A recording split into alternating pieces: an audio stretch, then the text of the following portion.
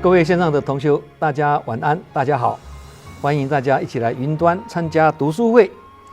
今天晚上我们要来讲人有20难的第15跟第16难，叫做不说是非难，会善知识难。顾名思义，就是说不说是非跟要遇到善知识都很难，口业难修啊。不止嘴巴爱说是非，还会两舌、恶口、绮语、妄语等等。所以人的嘴巴很毒，这是为何上帝在造人的时候呢，只造一个嘴巴的原因。因为一个嘴巴都那么毒了，两个的话不是早就把自己毒死了吗？有一句话说无毒不丈夫啊，其实女生也差不多，因为最毒妇人心啊，所以呢是半斤八两啊。好，除了不说是非很难，人生要碰到贵人也是很难。有些人不但命中没有贵人，还小人偏多啊，这个都是其中必有缘故啊。要自己往内深观，看自己有没有善根福德因缘，不能去怪别人，更不能怪命运，要怪自己。有造福又有修德，则命中多贵人啊；不造福又不修德，则命中多小人啊。贵人会助我们一臂之力而无往不利，小人会让我们处处碰壁而前功尽弃啊。所以能不能有善知识的出现呢，对我们的生命跟慧命都有举足轻重的影响。而能否不让是非缠身，则是解铃人更要系铃人啊，也是自己的问题。好，我们先来谈不说是非难。有些人呢，说话不用心，口无遮拦，很随性，常常呢失言后再来道歉啊，不只是我们生活周遭的人哦，包括我们自己也会哦，甚至台面上的政治人物也是一样，常常会造成纷纷扰扰。就是那张嘴，语不惊人死不休了，所以才说一句话会让人笑，一句话会让人跳，一句话说得不好会让人气死掉。有些人呢，为了要显示自己消息灵通啊，认为自己是消息灵通人士啊，只要风吹草动，有一点点事情呢，马上就捕风捉影啊。传播消息啊，好像是通讯社一样啊，但它不是路透社哦，它是路边社啊，结果变成什么？道听途说，以讹传讹啊。所谓一拳废形，百拳废身啊。台湾话叫做公一个样的生一个囝啊，意思是这样子啦。那不真不实的假新闻呢，鱼目混珠啊。经过包装，再经过众人的谣传呢，假的也被说成真的啊，衍生出种种的是非，造成社会乱象啊。而有些人就是唯恐天下不乱啊。其实这就是2500年前佛陀已经预言的，现在是五浊恶世的癫狂慌乱呐。佛陀真的是先知先觉啊。去年11月底啊，台湾刚地方选举完嘛，选举过程中也是爆料爆不完呐，加上媒体的推波助澜呢，看多了真是会魔音传脑而精神错乱呐。去年9月，台湾有平面媒体报道新闻说，慈济去柬埔寨救出2人啊，我们在10月的这个直播里面有澄清，这是假新闻嘛哈。那时候有一些志工呢，热心过头了，不问青红皂白就疯狂转传了，这个就是不真不实，再加上以讹传讹了，也会误导人心跟扭曲事实，这样就不好啊。这个跟我们要净化人心、安定人心的宗旨是背道而驰的，所以要很小心。虽然这样的报道了哈。做慈济去救出2人的这个报道是对慈济的赞扬啦，但毕竟这不是真实的，讲话不真不实叫做妄语啦，讲话言过其实叫做绮语啊，都是造口业，既然不争不死，就不能传播出去。所以正言上人给大爱电视台的营运的宗旨就是暴增导正嘛。佛陀曾经对言语呢提出他的看法，值得我们大家学习。好，假如你所知道的事情是有害又不真实的，那就不要说；假如是有益却不真实的，那也别说；假如是有害但是是真实的，还是不说；假如是有益而且是真实的，不是说而已哦，要找对时机、找对对象才说。这是告诉我们说话的智慧啦。其实佛陀这句话也延伸出另外一个说话的智慧跟道理哦，就是平时我们讲话如果无法传达很透彻的道理，也就是讲的人家听不懂啦，或人家也不喜欢听，讲的也没用，讲的也是白讲，那这样的话不如不要讲了。正言上人也是这样子的思维叫做多说无益，少说为妙啊，也叫做水深不语，人稳不言呐。水深不语就是水不管有多深，它从不言明，让人们自己去猜测它的深度。人稳不言就是做事沉稳的人呐，从不说自己如何厉害啦，不用自吹自擂啦，也不轻易开口，让人家对他产生一种神秘感。台湾话叫做留一寡给人探听，留一些给人家探听啊，意思是这样子啊。不过各位不要误解上人说不如不要讲的意思哦。刚刚说的不如不要讲，这是讲跟不讲的智慧取舍。因缘具足时，还是要应缘说教，随缘说法。所以应缘跟关机都很重要。说法的因缘成熟，就要关机斗教而开讲啊，这个要厘清啊，才不会造成误解了就好像当年舍利弗三请佛陀开讲《法华经》，佛陀连续3次都说止，停止的止也就是说不讲的意思啦。那舍利弗就锲而不舍，再请，这是佛陀认为因缘到了，就开始开讲《法华经》嘛，这是佛教历史上的一大事因缘嘛，详细的故事我们今天没办法讲所以我们要很感恩当年舍利弗这种锲而不舍的精神，所以他是发起众嘛，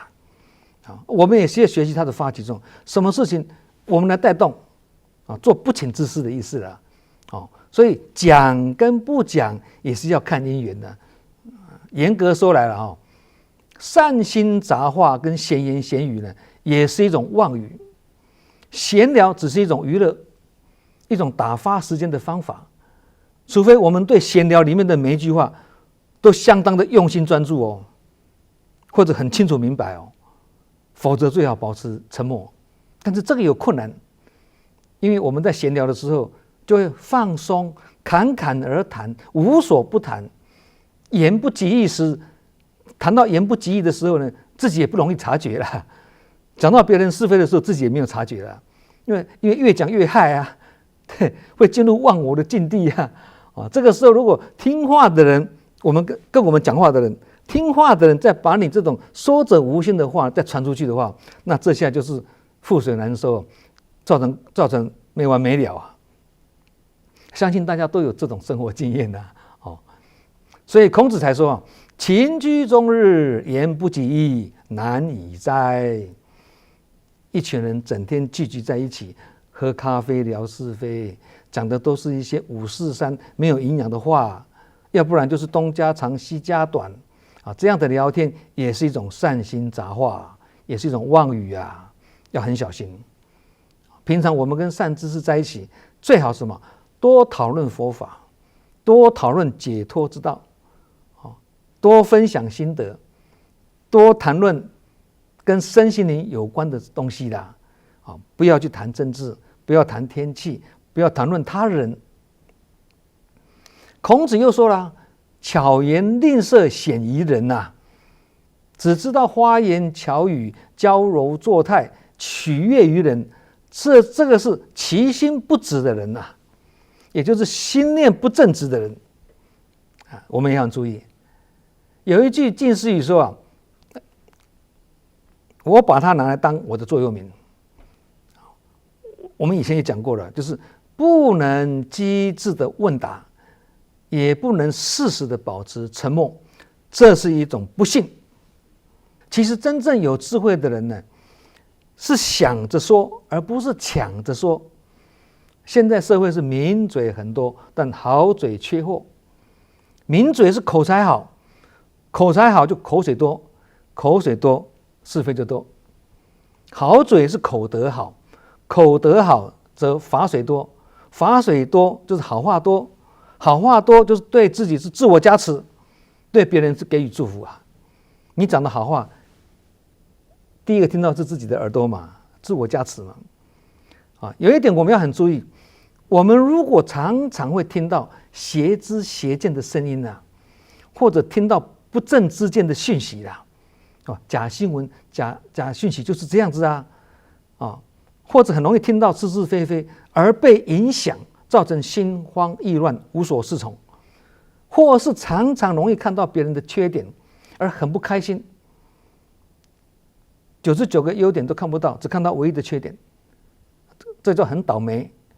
这什么原因啊？业障啊，这就是业障。好话听不进，坏话嘛忘不了，或者是上人或者师父的智慧法语记不起，凡夫的胡言乱语的忘不了，一样业障，就是业障。要优美的嘴唇，就要多讲亲切的话；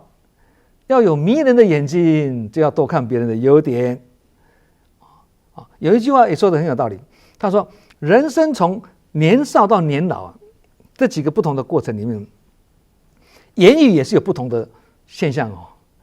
哦。追求的时候是千言万语啊，恋爱的时候是甜言蜜语啊，求婚的时候是花言巧语啊，结婚之后是三言两语啊，生儿育女之后就不言不语啊，老年之后就自言自语，临终的时候开始胡言乱语。想想也是蛮有道理的啊。人跟人之间的言谈交流也是要很小心哦，要注意自己对人是否有平等心。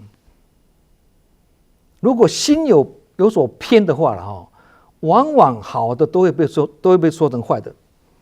坏的也会被说成好的这种偏见之言呐，也会导致听的人会对被我们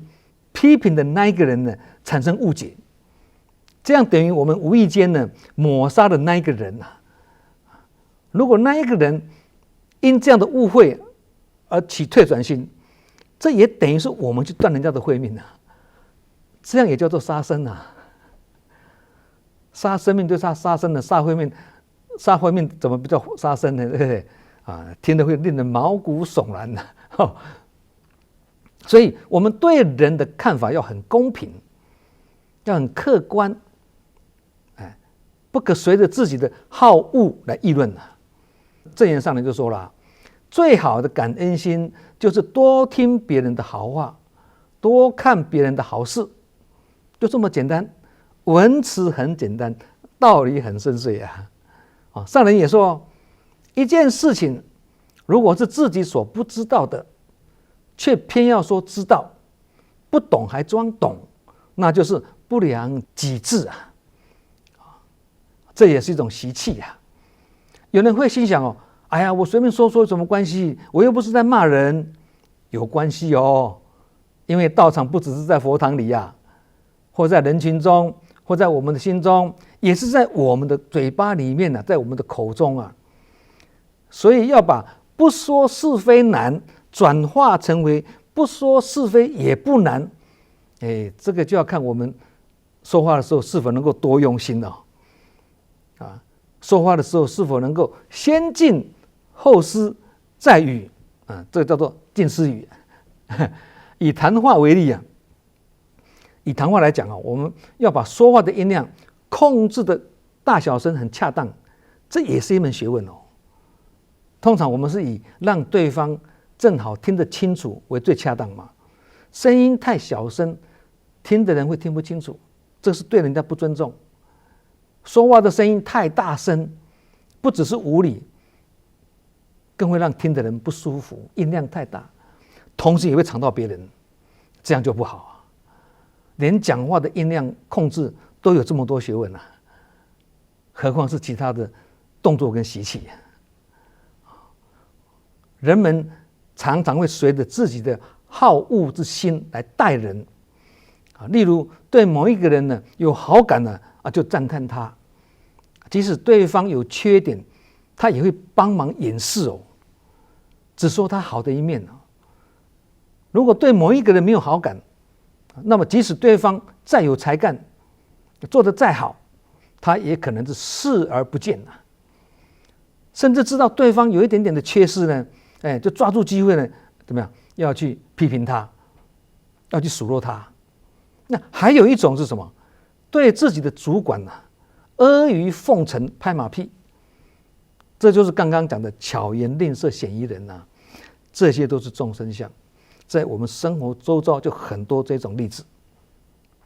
随着自己的喜欢或厌恶所表现于外的言谈，这是所谓的口业啦。口舌是传达我们的思想、念头、情绪的关卡。我们的开口动舌，如果不用心的话呢，很容易就会造成口业如果知道自己的失言，赶快纠正过来，这个还算是庆幸道歉了嘛。最怕是口无遮拦，讲话不经大脑，造成口业而自己却浑然不知啊。你不知道，你就不可能去跟人家道歉的嘛。对，这个就比较麻烦了。你还会继续重蹈覆辙还有更严重的是什么？一边认错一边犯错，这就是缺乏自省能力的人嘛。刚刚讲自己浑然不知，你不知道你怎么去反省，也是一样啊。所以缺乏自省能力的人有4种人：第一个，死不认错；第二个，心认错，嘴巴不认错；第三个，心认错，嘴巴也认错，就是不改过；第4个，一边认错一边犯错。有没有道理？很有道理啊。好，接下来我们来谈会善知识难。刚刚前面讲的嘛，不说是非难远离是非难不造口业难的确很难。然而要跟善知识相会那是更加困难了。什么叫善知识？善知识当然也包括出家众跟法师啦，就是能启发我们良知跟智慧的人。在我们陷入烦恼之际，他可以开导我们，解除我们心中的烦恼跟心结，使我们从凡夫黑暗一面转向圣人光明的境界啊。广义的来讲呢，就是能激励我们向善，能成就我们行善的人，都叫做善知识啊。不止如此哦，扯我们后腿的人更是我们的善知识啊。因为有人扯我们的后腿，才能练就我们一生的腿劲。生命中最难缠的人，跟最艰难的经历，往往让我们学习的最多。相信大家都有这种经验我们的心灵有4位善知识，我们的心也有4位善知识哦。哪4位啊？慈悲喜舍4个，他随时在等待着我们的邀请，等我们去邀请他。但是我们的心灵呢，也同时有5位恶知识哦，5位恶知识，4位善知识，5位恶知识。那5位恶知识哪5位啊？贪嗔昏沉调举疑，以前我们有提过，5个敌人叫做5盖他随时准备跳出来阻碍我们哦。这五个敌人常常要来阻碍我们哦。所以这个5个人的这5个敌人更厉害啊，因为他们从来不休息的所以这5盖也是我们的敌人嘛。佛教有一个最基本的精神，就是依法不依人。可是学佛又需要亲近善知识，那这样说来，到底是依法重要还是依人重要呢？这个我相信很多人有这样的疑惑哦。如果是依法重要了，认为学佛只是学一些佛理或者学一些知识，那这个关起门来自己看书就可以了。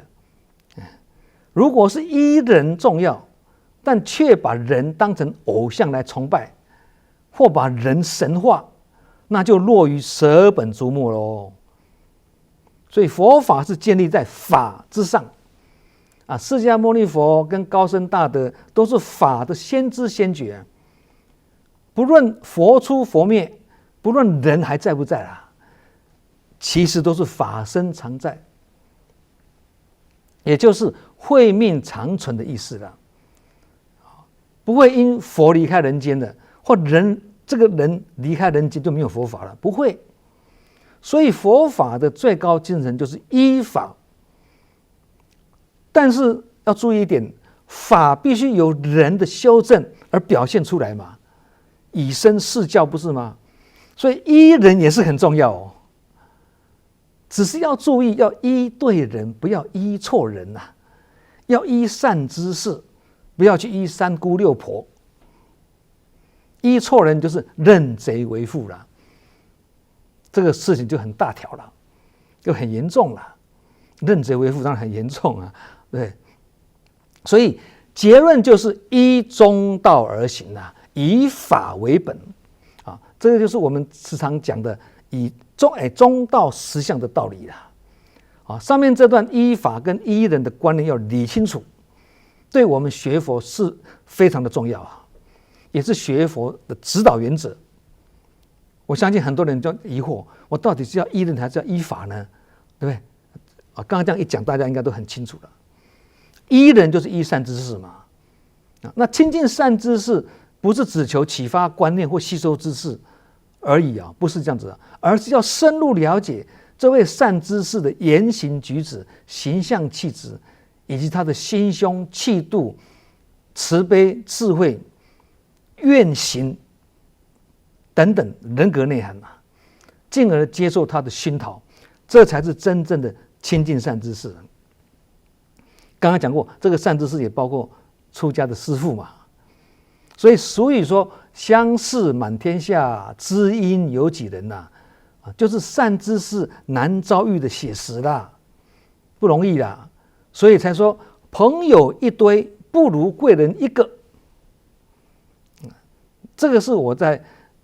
志工生涯里面深深的体会了孔子说过三人行必有我师嘛，择其善者而从之，择其不善而改之。这句话我们也常常讲三个人同行就有我们的老师嘛，何况是在人群中一大堆人呢？对，人群中有好人也有坏人，好的人是引导我们人生的模范，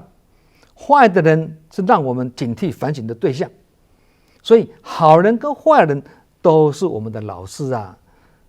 佛法上叫做什么？无人不是法，处处皆贵人所以这个也是叫做没有分别心可以区别，但是不能分别，这里面也是有微妙的这个差异在所以无论正面的教材或负面的教材，只要我们以正向跟正念去看待它的话呢，最终都成为我们的善缘所以佛经有一个故事有一次阿难跟着佛陀去出门托钵那途中休息的时候呢，佛陀要阿难呢把听过的法再讲一遍给佛陀听心得分享那阿难就分享分享什么？善知识的重要。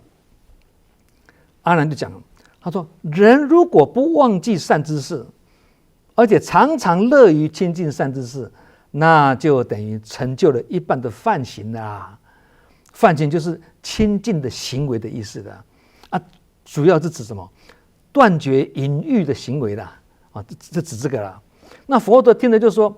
你刚刚讲的一半梵行还不够人如果一生修学佛法，能永远不忘记亲近善知识，就等于是满分的梵行具足了因为如果没有善知识的引导，就会差之毫厘，失之千里越精进反而越偏离正道如果有善知识的引导，则纷纷努力，纷纷收获啊。所以阿难啊，亲近善知识，可以说就是圆满的梵行的啊。这句话是佛陀回答讲给阿难听的。阿难回答了：哎呀，佛陀，我的智慧还不够啊。佛陀讲的真圆满呐！佛陀这样一讲很圆满嘛。那这一则佛经上的故事，不只启示我们善知识在生命过程中的重要性啊，同时也连带点醒我们断除淫欲心的重要啦。生命中有时候并不是我们没有善知识，而是我们没有智慧去分辨善知识。有时候是知道善知识，但没有智慧去把握善知识，把握亲近善知识啦。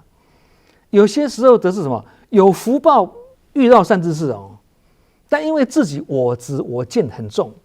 自以为是，而无法去亲近善知识，有点共高的意思了所以才说巧遇善知识是福报，不懂亲近之则属欠慧，没有智慧啦如果遇到一位善知识，而自己的心无法断除成见，那么即使再好的人在我们面前呢，我们还是无法吸收到他的知识跟教化。所以才说成见若迷茫，则法界善知识难逢。这个在我们生活中就有活生生的例子了，包括我们自己的定见跟成见太多，自以为是，做什么事都先斩后奏，不先请示的，这样有善知识跟没有还不是一样，就很可惜的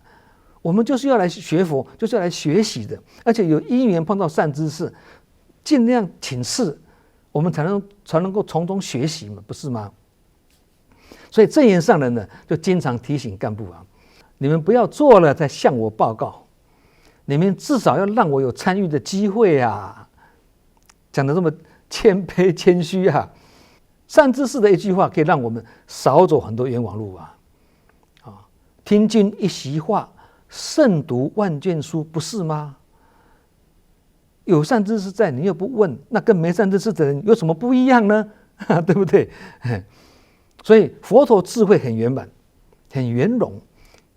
他告诉我们，人如果能懂得亲近善知识，也可以说是朝满分的道业迈进了善知识就是良师益友嘛。善知识具足的人，他的生活周遭就是充满良师益友啦，身边贵人多啦不管是不言之教，或者是身教益友，这辈子我们所结交的、所亲近的善知识呢，都会继续成为我们下辈子的好姻缘哦。所以不要小看它所以生命中如果要有善知识，就要先跟人家广结善缘。要广结善缘，就要先广种福田，发放救灾访视环保路人群就对了啦。那这个善缘结的广，好人自然悉现在旁身旁都是善知识自然随处示现能不能遇到善知识，跟自己有没有善根福德因缘也是很有关系没有福德的人很难遇到善知识，那要怎么修学呢？要怎么办呢？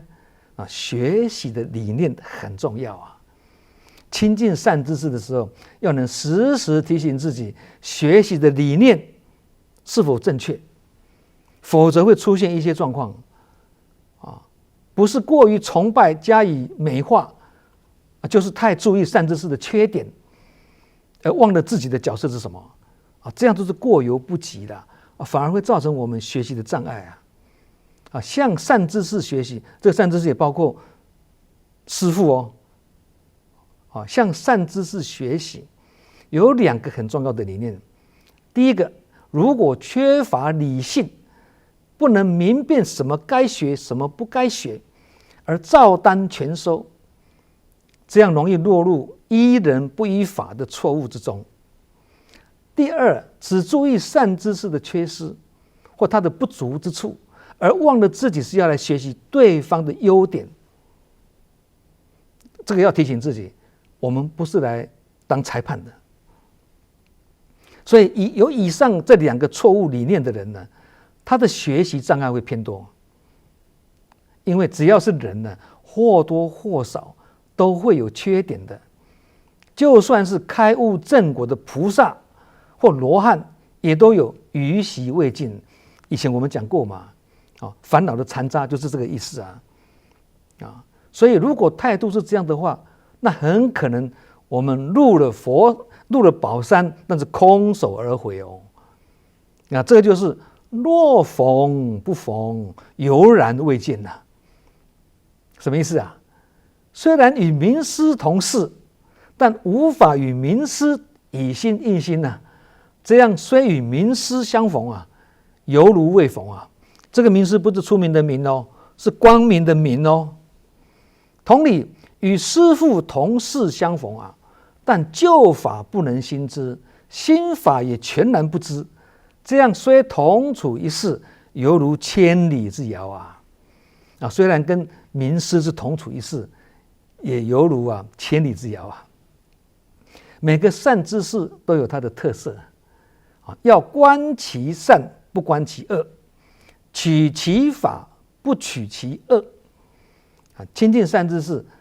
主要的目的是要听闻正法嘛，听闻他的正法嘛，这是参学者应该有的正确的态度，也就是佛经上告诉我们的：观德莫观失，随顺莫为逆。我们要学习他的长处，而不是要去注意他的短处。我话虽然这样讲了，不过我们也是要注意哦。也不能盲目无知，错把短处当长处这个是指一般的善知识啦，我们身边的朋友也好啦，把错误的事情合理化这样就变成依人不依法。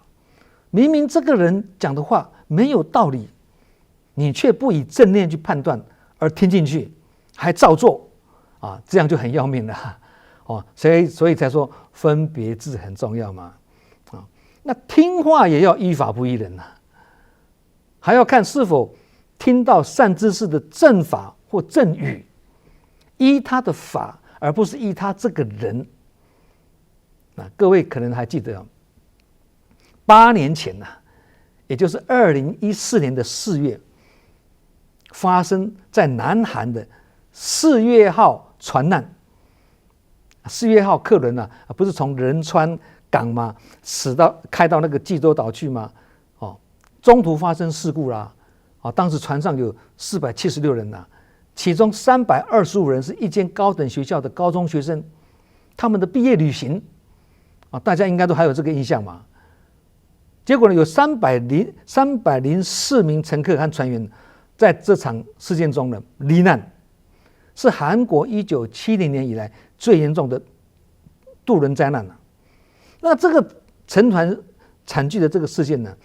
也有我们学习的地方那个时候发生这个事情的时候，我就在想，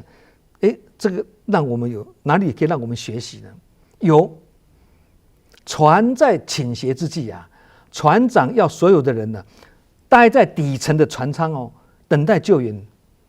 然后自己跟船员呢先落跑，先绕跑而已这个致命的错误呢，影响一船人的性命因为听话的人都留在船舱里面船舱下面不能出来结果全部罹难，来不及跑出来了。那不听话的人跑到甲板上面，结果全部获救。所以人要有分别智，才能急中生智，在危急之际更要乱中生定，定中才能生慧嘛。有智慧才能圆融无碍的做出正确的应变。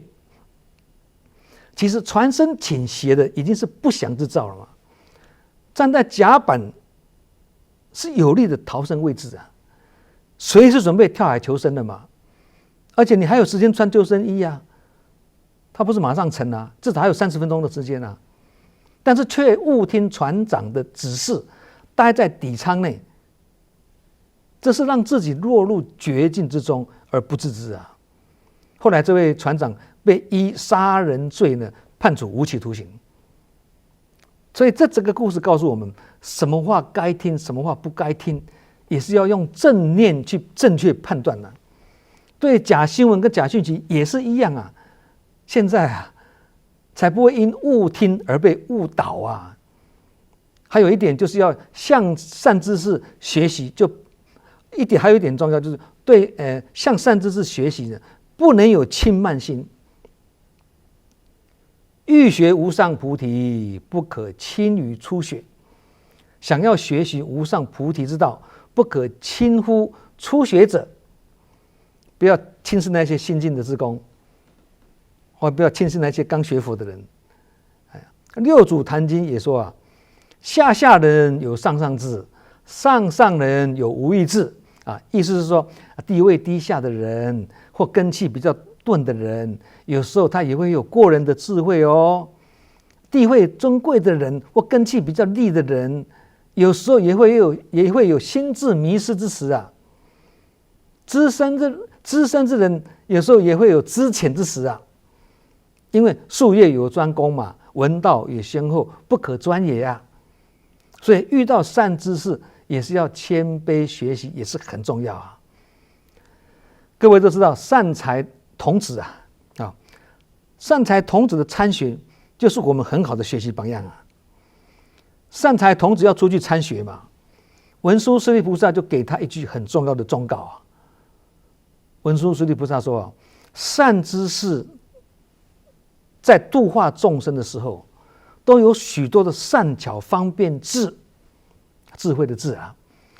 为的是要调伏摄受一切的众生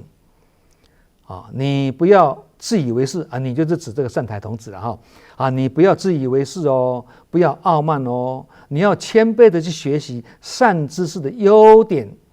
不要去注意或在乎善知识的缺点啊。这句话是文殊师利菩萨给善财童子的忠告啊，值得我们学习。所以善财童子他从不错失任何的善知识，参学时呢，能以虚怀若谷的心呢，去相应善法，但是他不相应恶法哦，不是来者不拒哦。所以在善财童子看来呢，到处都是善知识，也就是我们刚刚讲的嘛，无人不是法啦。好人坏人都是我们学习的对象啦，因为他很清楚他自己要什么，所以能以正念去做出正确的区别跟选择。有一句话，师父引进门，修行在个人。这句话是耳熟能详的话，但却很值得深思哦。有些人亲近善知识是用来炫耀自己，常说哦，我参遍了无数的名僧跟名师，那这个名就是出名的名啊，跟刚刚那个是光明的名不一样啊。用这个方式来哄抬自己，倚老卖老啊。但这些对他生命的解脱啊，或者是觉悟，其实也没有提升，没有帮助，反而是增加他另一层的烦恼跟障碍了。因为这样的知见已经不正了嘛。这样的人就算与佛同事啊，而且能听闻佛开示啊，也是没有帮助，因为他是选择性的吸收。所以具备弟子相也是一种福德啊。